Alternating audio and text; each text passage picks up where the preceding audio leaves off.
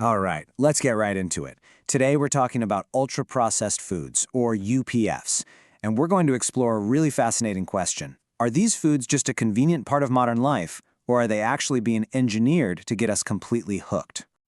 You know that feeling, right? You open a bag of chips or a box of cookies and you tell yourself, okay, just one or two. But then, somehow, you look down and the whole thing is gone. Well, that exact experience is where we're kicking things off. What is it about certain foods that seems to have this unbelievable hold on us? To get to the bottom of that, we have to first understand what these foods even are and, how they're made. The material we're looking at makes a bold claim that these aren't just foods, they're products. Products that have been carefully designed with one specific goal in mind, to make us eat more. So what exactly is an ultra-processed food? Well, the keywords to focus on here are industrial formulations. See, we're not talking about things like an apple or a steak. We're talking about things made from substances pulled out of foods, then loaded with additives and engineered to be, quote, hyper-palatable. And that's just a fancy way of saying they're designed to be irresistibly, addictively delicious. And here's how that engineering works. It's a very specific formula. You take huge amounts of sugar, salt, and fat, and you combine them with all sorts of complex additives. You know, the ones with unpronounceable names that are just hidden on the label as flavors. But here's the most important part. These things are specifically designed to mess with your body's natural I'm full signals. So is it any surprise that for some people, these items can make up a whopping 75% of their entire shopping cart? Wow.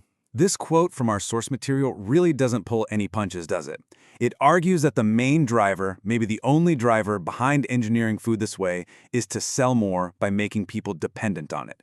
It completely reframes the whole conversation from being about taste and convenience to being about economics and, addiction. Okay, so if these foods are designed to be addictive, how does that actually play out inside our own heads? Let's take a look at the science of craving. We're going from the food factory straight into our brain chemistry. And this really puts the scale of the problem into perspective. A study mentioned in our source, using the well-known Yale Food Addiction Scale, found that 14% of adults show clear signs of being addicted to ultra-processed foods. Now look at the number right next to it. Alcohol addiction for adults, also 14%. According to this data, they are statistically on the same level. That is a really powerful and frankly pretty shocking comparison. And if you want to zoom out even further, check out this quote. What these researchers are saying is that the total health damage from a poor diet, which is now driven by these UPFs, is actually greater than the damage from tobacco, alcohol, and not exercising combined.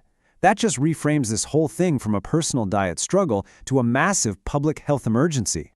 So here's how the cycle actually works in your brain. First, that intense mix of fat, sugar, and salt just floods your brain's reward system. Your brain responds by releasing a huge surge of dopamine, the pleasure chemical.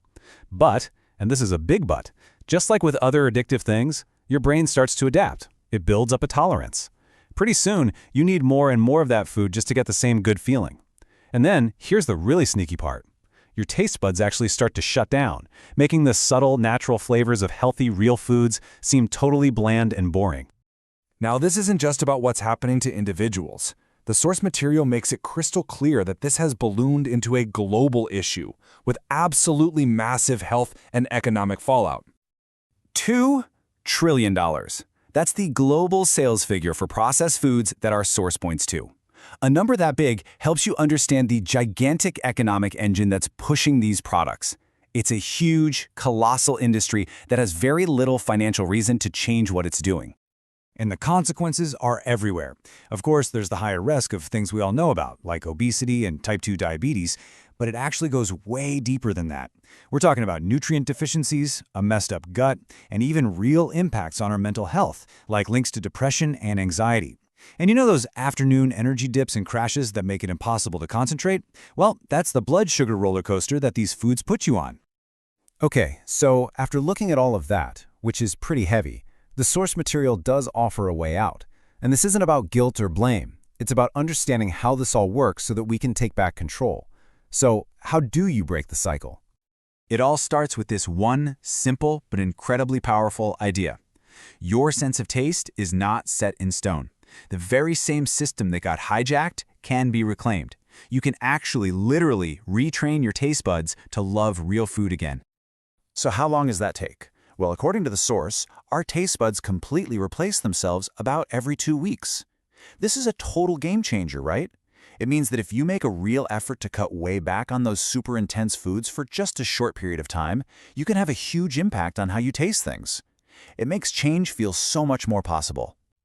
The source also points to the role of specific micronutrients in this fight. See, this isn't just about willpower. It's about arming your body with the right tools. For instance, magnesium helps keep your blood sugar stable, which stops those spikes and crashes that make you crave junk. Omega-3s are vital for the neurotransmitters like dopamine that got all out of whack in the first place. It's basically a biochemical strategy for changing your behavior. And this just lays out the rewards so perfectly. Just look at the side-by-side comparison. A diet full of UPFs gives you energy crashes, a disrupted gut, and cravings that just won't quit. But switching over to a nutrient-dense diet, you get the exact opposite. Stable energy, a happy gut. You actually feel full and satisfied, and you get your mental focus back. The benefits are just so clear. So, we've walked through how these ultra-processed foods seem to be engineered for addiction, how they can hijack our brain chemistry, and the serious health problems that can follow. And all of that brings us to one final really big question that the source material raises. If we accept the science that says these foods can be as addictive as alcohol, well, what does that mean for how we should treat them as a society?